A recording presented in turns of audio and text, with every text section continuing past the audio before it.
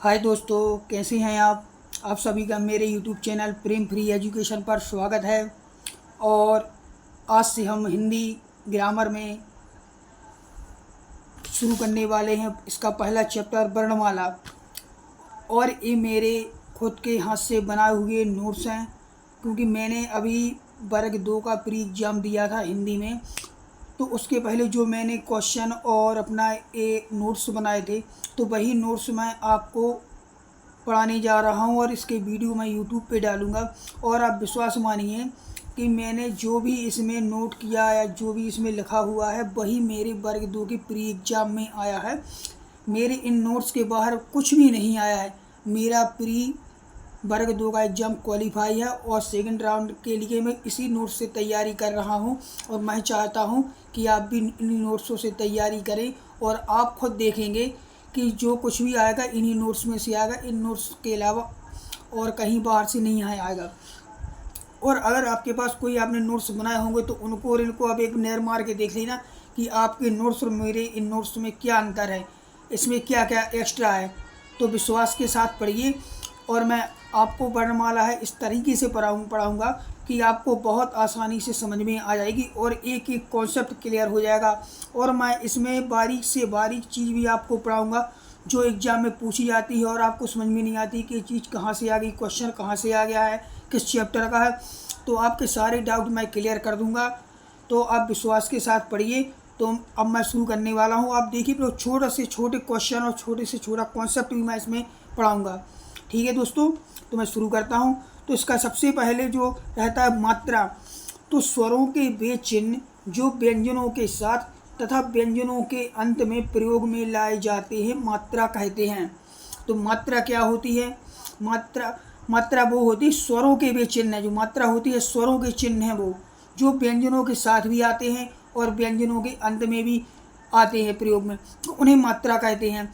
और इसे स्वरों का बदला हुआ स्वरूप भी कहते हैं। मात्रा है जो, उसे स्वरों का बदला हुआ स्वरूप भी कहते हैं। मात्राओं की संख्या 10 होती है। ध्यान रखना दोस्तों, मात्राओं की संख्या 10 होती है। स्वर भले ही 11 हो लेकिन मात्रा 10 होती है, क्योंकि इसमें आ की मात्रा नहीं होती। आप ही देखिएगा आ की मात्रा कहाँ लगती, कहीं नहीं लगती। बड़े आ की मात्रा लगती है, आ की मात्रा नहीं लगती। इसलिए मात्राओं की संख्या आ होती है। आप यहाँ देखिए, ये अपना बड़ा आ हो गया, छोटा ई, बड़ा ई, छोटा ऊ, बड़ा ऊ, री की मात्रा ए, आई, ओ, औ। ये टोटल 10 मात्राएँ हो गई। मात्रा के आधार पर स्वरों की 10 संख्या मानी गई हैं। अगर एग्जाम में आ जाए कि स्वरों की संख्या कितनी होती है, तो आप बोलोगे 11 होती है। अगर आज मात्राओं के आधार पर स्वरों की संख्या कितनी होती है, तो स्वरों के आधार पर मात्राओं की संख्या 10 होती है। ध्यान रखना मित्रों। अब इसके आगे भाषा। भाषा जो है, भाषा शब्द की उत्पत्ति संस्कृत की भाष धातु से हुई है।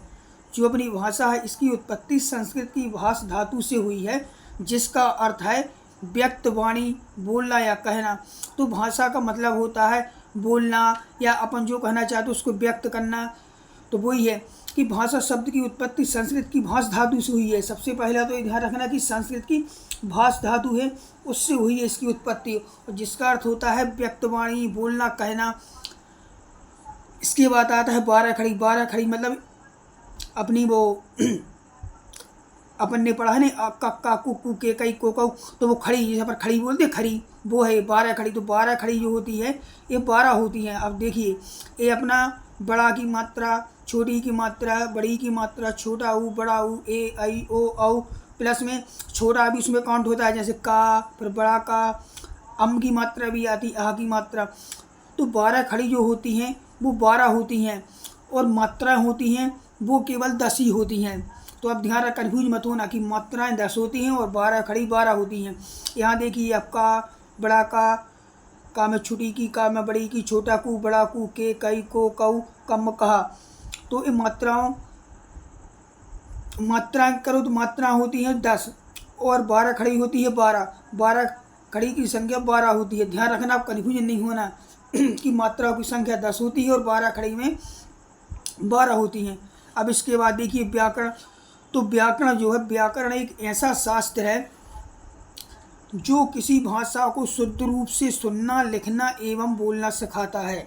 ध्यान रखना, कि जो व्याकरण होता है आ जाए कि व्याकरण क्या होता है, आपको अलग अलग ऑप्शन दे दिए, उसमें आपको समझ में ही नहीं आएगा। तो अब देखो कि व्याकरण एक ऐसा शास्त्र है जो किसी भाषा को शुद्ध रूप से सुनना, लिखना एवं बोलना सिखाता है। शुद्ध रूप से अगर आपको व्याकरण नहीं आएगी तो आप उसका शुद्ध कैसे समझेंगे कि शुद्धिकरण इसका क्या है, क्या शुद्ध है, अपन गलत तो नहीं बोल रहे। तो कोई भी सब्जेक्ट को, चाहे हिंदी हो चाहे इंग्लिश, में ग्रामर जरूरी है। तो वही है कि व्याकरण एक ऐसा शास्त्र है जो किसी भाषा को शुद्ध रूप से सुनना, लिखना एवं बोलना सिखाता है। अब देखिए, अब व्याकरण के अंग कितने हैं। तो व्याकरण के मुख्य रूप से 3 अंग हैं। एक तो वर्ण विचार, शब्द विचार और वाक्य विचार। व्याकरण के मुख्यतः 3 ही अंग हैं, किंतु कहीं कहीं पद विचार, ध्यान रखना, कहीं कहीं पद विचार को शब्द और वाक्य के बीच, ध्यान रखना, शब्द और वाक्य के बीच की कड़ी मानकर 4 अंग मान लिए जाते हैं। कहीं कहीं 4 अंक मान लिए जाते हैं। प्राथमिकता 3 अंग को ही दी जाती है, लेकिन जो प्राथमिकता है व्याकरण के केवल 3 ही अंग माने जाते हैं। लेकिन कहीं कहीं पद विचार नाम का जो वो है, उसको भी शब्द और वाक्य के बीच की कड़ी को मानकर 4 मान लिया जाता है। ठीक है दोस्तों, अब अपना एक कॉन्सेप्ट देखिए, आपने कहीं नहीं पढ़ा होगा, ना ही आपको किसी ने पढ़ा होगा कि पंडित कामता प्रसाद गुरुजी के अनुसार वर्ण उस मूल ध्वनि को कहते हैं जिसके खंड नहीं किए जा सकते हैं। और क्वेश्चन में आ गया है कि पंडित कामता प्रसाद गुरुजी के अनुसार वर्ण क्या है, तो आप उसमें कैसे समझेंगे। तो वर्ण उस मूल ध्वनि को कहते हैं जिसके खंड नहीं किए जा सकते। ध्यान रखना, जैसे उनने यहाँ अमर लिखा है, तो अमर में अक्षर तो 3 है, आ मा रा, लेकिन इसमें वर्ण है जो अपने वो 5 हैं। जैसे कि आ हो गया प्लस ए माँ के नीचे हलंत प्लस आ प्लस रा के नीचे हलंत प्लस आ।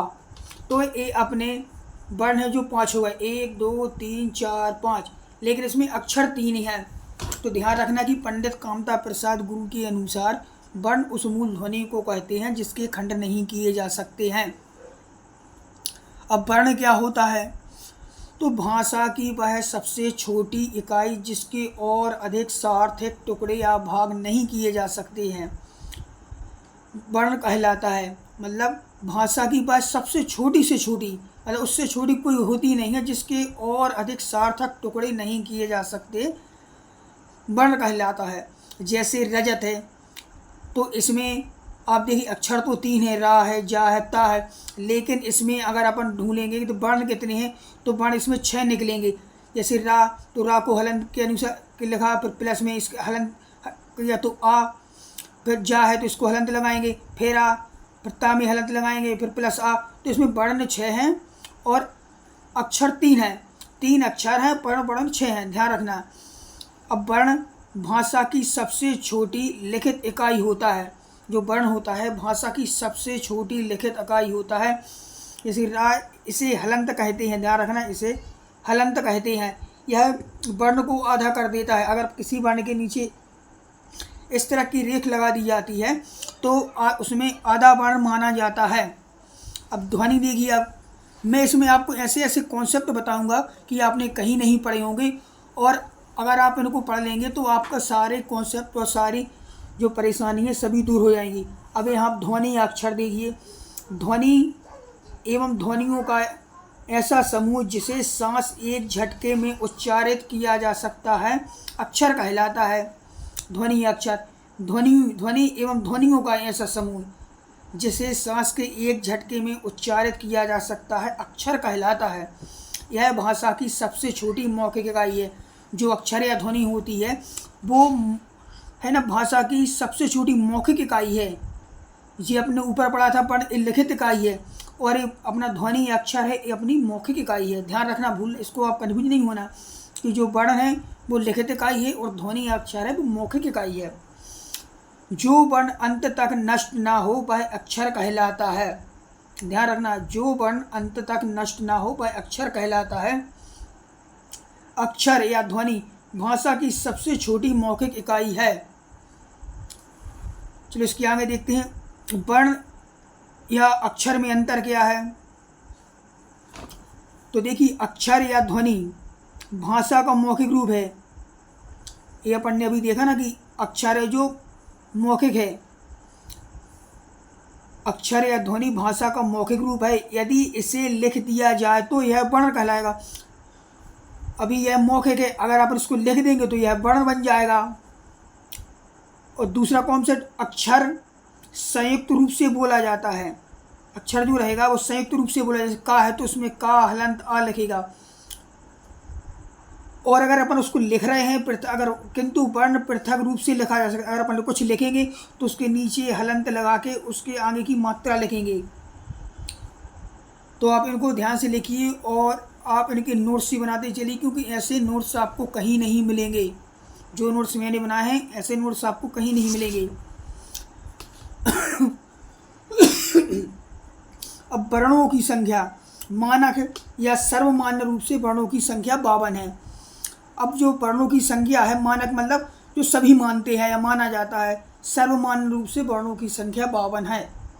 और उच्चारण के आधार पर वर्णों की संख्या केवल 45 है। उच्चारण के आधार पर वर्णों की संख्या 45 है और सर्वमान्य रूप से 52 है। और जो मूल वर्ण है उनकी संख्या 46 है। और लेखन के आधार पर वर्णों की संख्या 55 है। अब इतना देखिए कितना कन्फ्यूजन है। तो यही बात तो आपको ध्यान रखनी है कि किसमें कितने वर्ण हैं। मानक और सर्वमान्य वर्णों की संख्या 52, उच्चारण के आधार पर 45 और मूल वर्ण है जो 46 और लेखन के आधार पर 55 है। अब ये आपने सोचे कि ये बढ़ कैसे गए, तो इसमें कुछ ही रहते हैं, जैसे अपना औ, जा, फा, ये अपने अरबी शब्द हैं। अरबी शब्द तीनों को मिला के प्लस 52 तो हो गए अपने 55। यही है जो आपको कहीं नहीं मिलेगा। जो मैं पढ़ा रहा हूँ, मैंने नोट्स हैं, कई तरह की बुकें और अलग अलग एग्जामों से क्वेश्चन निकाले हुए नोट्स बना के तैयार की। और मैंने खुद वर्ग 2 का प्री एग्जाम निकाला हुआ है और मैं सेकंड एग्ज़ाम की तैयारी कर रहा हूँ। तो मैंने सोचा कि मेरी भी तैयारी होती जाएगी और साथ ही मैं आपको पढ़ाऊँगा तो आपकी भी तैयारी होती जाएगी। इसलिए कृपया करके आप उसको ध्यान से देखें, समझें और अपने नोट्स बनाते चलें। ऐसे नोट्स आपको कहीं नहीं मिलेंगे। अब देखते हैं वर्णमाला। वर्ण समूह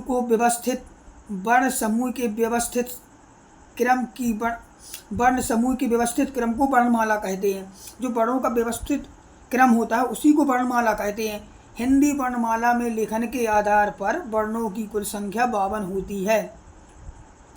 लेखन के आधार पर भी 52 है और सर्वमान्य, क्योंकि सर्वमान्य रूप से भी वर्णों की संख्या 52 ही मानी गई है। इसमें 13 स्वर हैं और 35 व्यंजन प्लस 4 संयुक्त व्यंजन, टोटल मिला के अपने 52 हो गए। ये आप ध्यान रखना। अब मूल रूप से व्यंजनों की संख्या यहाँ पे 33 है। ये मूल रूप से है। मूल रूप से व्यंजनों की संख्या 33 होती है, किंतु यहाँ द्विगुण व्यंजनों को शामिल करके कुल संख्या 35 है। ध्यान रखना, मूल रूप से व्यंजनों की संख्या 33 होती है, किंतु द्विगुण व्यंजनों को शामिल करके संख्या 35 बताई गई है। अभी द्विगुण व्यंजन क्या होते हैं इसको अभी अपन आगे पढ़ेंगे, तब आपके कॉन्सेप्ट क्लियर होंगे। और मैं आपको एक एक चीज़ बताऊंगा, ध्यान रखना। ये छोटे छोटे कॉन्सेप्ट हैं जिससे क्वेश्चन आया तो हमें समझ में नहीं आता कि किसमें कितनी संख्या है। तो इन कॉन्सेप्ट को आप बहुत अच्छे ध्यान से पढ़ें और लिखें। अब देखिए यहाँ पे केंद्रीय वैज्ञानिक तकनीकी शब्दावली आयोग, तो इसके आधार पर क्या लिखा है, इस आयोग की स्थापना 1961 में दिल्ली में की गई थी। अभी एक आयोग है, तो इस आयोग की स्थापना है जो 1961 में नई दिल्ली में की गई थी। इसके प्रथम अध्यक्ष थे जो कोटा राजस्थान के दिलीप सिंह कोठारी जी थे। यह आयोग हिंदी भाषा के शब्दकोश को निर्धारित करता है और यह आयोग यह जो शब्दकोश को निर्धारित करता है कि इतने ही शब्द होने चाहिए। इस आयोग के अनुसार भी हिंदी वर्णमाला में वर्णों की संख्या 52 है। यही वो आयोग है जिसने वर्णों की संख्या निर्धारित की है कि नहीं, हिंदी में केवल 52 ही वर्ण है जो सर्वमान्य है, मानक है। अब इसके आगे अपन चलते हैं, स्वर देखते हैं। तो स्वर अपने होते हैं आ, बड़ा आ, छोटा ई, बड़ा ई, छोटा ऊ, बड़ा ऊ, री, ए, आई, ओ, औ। तो ये टोटल 11 स्वर होते हैं। ध्यान रखना, स्वर अपने 11 होते हैं। और उच्चारण के आधार पर स्वर 10 हैं। उच्चारण के आधार पर स्वर 10 हैं। अपभ्रंश में स्वरों की संख्या 8 मानी गई है। उच्चारण के आधार पर 10 हैं और अपभ्रंश में स्वरों की संख्या 8 मानी गई है। अब 8 कौन कौन से हैं? वो आ, बड़ा आ, छोटा ई, बड़ा ई, छोटा ऊ, बड़ा ऊ, ए, आई। ये बात आपको कहीं भी नहीं मिलेगी कि अपभ्रंश में कितनी है, उच्चारण के आधार पर कितने हैं। इसलिए आप इसको बहुत अच्छी तरह से देखें, समझें और नोट्स बनाते चलें। आपको इससे बहुत ज़्यादा लाभ मिलेगा। और अगर कोई भी एग्ज़ाम होगा जिसमें हिंदी आती है तो हिंदी ग्रामर इस नोट्स के बाहर कुछ नहीं आएगा। आ को ईश्वर प्रदत्त वर्ण कहते हैं। अब अगर आपके क्वेश्चन में आ गया कि ईश्वर प्रदत्त वर्ण किसे कहते हैं, तो ध्यान रखना आ को ईश्वर प्रदत्त वर्ण कहते हैं। और हा हिंदी वर्णमाला का अंतिम वर्ण है। हा है जो हिंदी वर्णमाला का अंतिम वर्ण है, इसको भी ध्यान रखना। अब वर्णमाला के भाग सुनिए। हिंदी वर्णमाला को 3 भागों में बांटा गया है। हिंदी भाषा को वर्णमाला को 3 भागों में बांटा गया। एक स्वर है, एक व्यंजन है, एक अयोगवाय है।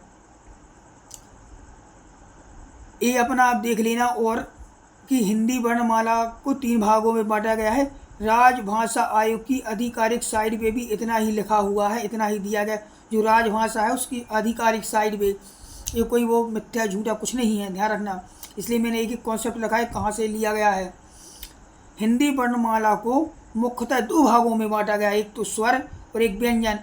मगर जो अपनी राजभाषा की आधिकारिक साइट है उस पर 3 भागों में बांटा गया है। और अब हिंदी वर्णमाला को मुख्यतः 2 रूप में अपन जो पढ़ते हैं केवल स्वर और व्यंजन ही पढ़ते हैं। तो स्वर हैं और व्यंजन। ये व्यापम ने जो माना है उनको केवल 2 भागों में माना है। ध्यान रखना, व्यापम के द्वारा 2 भाग माने जाते हैं, लेकिन जो राजभाषा की आधिकारिक साइट है उस पर 3 भागों में बांटा गया है। तो आपके क्वेश्चन कहीं भी बन सकते हैं कि व्यापम के द्वारा हिंदी वर्णमाला को मुख्यतः कितने भागों में, तो 2। और राजभाषा की आधिकारिक साइट पर कितने, तो आपने बोलेंगे 3। अब स्वर देखिए, स्वर ऐसे वर्ण हैं जो अन्य किसी वर्ण की सहायता के बिना बोले जाते हैं। तो स्वर वो होते हैं जो बिना किसी वर्ण की सहायता के बोले जाते हैं, स्वर्ण कहलाते हैं। स्वरों का उच्चारण अबोध रूप से स्वतंत्रता पूर्वक किया जाता है। अबाध मतलब इसमें बिना रुकावट के, कोई रुकावट नहीं है। जैसे आ है, बड़ा आ, छोटा ई, बड़ा ई, छोटा ऊ, बड़ा ऊ, री, ए, आई, ओ, औ। अम और अह ए अयोगवाय हैं। जो पढ़े यहाँ पे पढ़े थे अयोगवाय, तो अयोगवाय में अम और अह आते हैं, ध्यान रखना। परंपरागत या कुल स्वर कितने हैं? 13 हैं, ध्यान रखना। परंपरागत या कुल, अगर कुल स्वर पूछी तो 13 हैं। इसमें ये अपना री और ली दोनों को मिला के 13 हो जाते हैं। और मुख्य रूप से जो मानक सर्वमान्य है, हालांकि आपसे मुख्य रूप से ही पूछे जा रहे तो मुख्य रूप से 11 हैं। अगर कभी पूछ लिया कि परंपरागत या कुल स्वर कितने हैं, तो वो 13 हैं। और इसमें उच्चारण की दृष्टि से कितने हैं, तो वो भी उच्चारण की दृष्टि से 10 हैं। इसमें री को हटा दिया जाता है, इस री को नहीं लिया जाता उच्चारण की दृष्टि से। तो उच्चारण की दृष्टि से 10, री को हटा दिया जाता है। इसको आप ध्यान से पढ़िए और नोट्स बनाते चलिए। ऐसे नोट्स आपको कहीं नहीं मिलेगी। मैं एक एक चीज़ पढ़ाऊँगा और आपकी हिंदी ग्रामर के व्याकरण के हर टॉपिक को मैं डालूँगा। आप खुद नोट्स बना लेना। हो सकता है वीडियो आगे पीछे करके बनाऊंगी, एक वीडियो इसका बना दिया, दूसरा किसी और का मैं डालूंगा, मैं पूरे का पूरा सिलेबस ही। अब ध्यान रखना।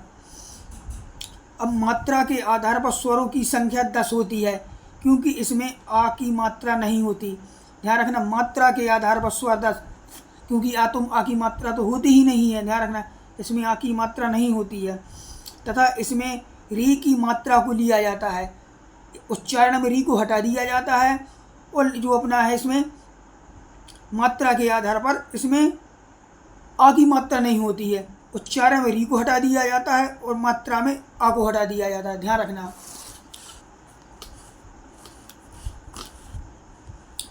का, बड़ा का, की, कु, के, कई, को, उच्चारण की दृष्टि से 10 स्वर हैं। इसमें री नहीं होता, ध्यान रखना। और ए, बड़ा आ, छोटा ई, बड़ा ई, छोटा ऊ, री, ए, आई, ओ, औ। मात्रा के आधार पर स्वर 10 होते हैं, क्योंकि इसमें आ की मात्रा नहीं होती। जो अपन ने अभी नीचे कॉन्सेप्ट पढ़ा है उसी के ही हैं। अब ध्यान रखना, इनको कॉन्सेप्ट को अपने अनुसार लिखते चलना, देखते रहना। अब अयोगवाह देखिए, अयोगवाह क्या होता है। अब ये देखिए, किशोरी दास वाजपेयी ने अयोगवाह के 3 प्रकार होते हैं। जो किशोरी दास जी वाजपेयी जी हैं, उन्होंने अयोगवाह के 3 प्रकार होते हैं माना है। एक अनुस्वार है, एक अनुनासिक है, एक विसर्ग है। तो अनुस्वार में क्या आता है, अनुस्वार में जो है अम्म की बिंदी आती है, ध्यान रखना। और अनुनासिक होता है उसमें चंद्र बिंदी आती है। और विसर्ग होता है उसमें साइड में 2 बिंदी आती है, जिसे अपन आ बोलते हैं। तो किसके अनुसार, किशोरी दास वाजपेयी जी के अनुसार। ये ध्यान रखना कि हिंदी ग्रामर में, क्योंकि आजकल हर एग्जाम में कंपटीशन बहुत बढ़ गया है और डीपली से डीपली गहराई से क्वेश्चन पूछे जाते हैं, तो पता नहीं वो कहाँ से पूछ लें। तो इनको आप 1-2 बार पढ़ेंगे तो आपके माइंड में सेट हो जाएंगे। तो आप ध्यान से इनको पढ़िए। अब अयोग्य वर्ण क्या होते हैं, इनको भी देख लीजिए। वे वर्ण जो ना तो स्वर होते हैं और ना ही व्यंजन, कि वो जो ना तो स्वर होते हैं और ना ही व्यंजन, वह अयोग्य कहलाते हैं। किशोरी दास वाजपेयी ने इन्हें स्वर और व्यंजन दोनों नहीं माना। जो किशोरी दास जी हैं उन्होंने इनको ना ही स्वर माना है ना व्यंजन माना है। तो स्वर है जो स्वतंत्र होता है, तो अम स्वर स्वतंत्र होता है, तो ये अम्ब लिखा है तो आ प्लस माँ। अब देखिए अयोग्य की स्थिति स्वर और व्यंजन के बीच में है, ध्यान रखना। जो अयोग्य है स्वर और व्यंजन के बीच की स्थिति को, जैसे यहाँ देखिए अम है तो इसमें ए स्वर हो गया, ए व्यंजन हो गया और इन दो को मिला के अपना अयोग्य बन गया। तो इनकी स्थिति है जो बीच वाली स्थिति है। व्यंजन के बाद स्वर आता है, लेकिन इसमें व्यंजन के पहले स्वर आ जाता है। ध्यान रखना कि व्यंजन के बाद स्वर आता है, जैसे कुछ भी लिखा है तो उसमें हलंत लगा के उसके पीछे स्वर आता है, लेकिन इसमें व्यंजन के पहले ही स्वर आ गया है। ये लिखा है इसमें पहले स्वर आ गया, उसके बाद अपना ये माँ आ गया। तो ध्यान रखना ये आ और हा है ना। अब जिन वर्णों पर अनुस्वार और विसर्ग लगे होते हैं उन्हें अयोग्य कहते हैं। ध्यान रखना कि जिन वर्णों पर अनुस्वार और विसर्ग लगे होते हैं उन्हें अयोग्य कहते हैं। जैसे अम्ब की बिंदी है, ए आहा है, तो इन्हीं को अपन अयोग्य कहते हैं। अब अनुस्वार वर्ण क्या होते हैं ये भी देख लीजिए। अनुस्वार वर्ण अम्ब की बिंदी है तो इसमें उच्चारण में श्वास नाक से निकलती है। आप अम्म बोलिए, अम्ब की बिंदी का कुछ भी बोलिए तो उसमें जो अपनी श्वास है वो नाक से निकलेगी। अनुस्वार हमेशा स्वर के बाद आता है, ध्यान रखना। अनुस्वार जो रहता है वो हमेशा स्वर के बाद ही आएगा। नासिक की ध्वनियाँ क्या होती हैं, तो नासिक की ध्वनियाँ है अपना अड़ा है, इंगा है, अड़ा है, ना है, माए। ध्यान रखने के नीचे सबके नीचे हलंत लगी हुई है। ये ध्वनियाँ शब्दों के मध्य या शब्दों के अंत में आकर अनुस्वार का काम करती है। आप इनको देखिए, ये सभी नासिक की ध्वनियाँ हैं, मतलब इनको आप बोलेंगे तो नाक से हवा निकलेगी। अड़ा, इंगा, अड़ा, ना, मा। तो ध्यान रखिए नासिक की ध्वनियाँ हैं। अब पंचमा अक्षर के स्थान पर अनुस्वार के प्रयोग का सुझाव श्याम सुंदर दास जी ने दिया। अब जो पंचमा अक्षर होता है कि हर उसका क्या बोलते हैं, जैसे अपना ए, तो पंचमा अक्षर कौन सा है इसका, ए अड़ा। ध्यान रखना इसका क्या है ना, इसका क्या है इंगा। तो ध्यान रखना पंचमा अक्षर के स्थान पर अनुस्वार के प्रयोग का सुझाव श्याम सुंदर दास जी ने दिया था। ध्यान रखना अब इसका। अब अनुस्वार के उपयोगी नियम, अब देखिए अनुस्वार के उपयोगी नियम क्या हैं। डंडा को डंडा नहीं लिख सकते क्योंकि इसका रूप डंडा होता है। अगर आप इसको लिखेंगे तो इस तरीके से लिखेंगे, ध्यान रखना। क्या होगा।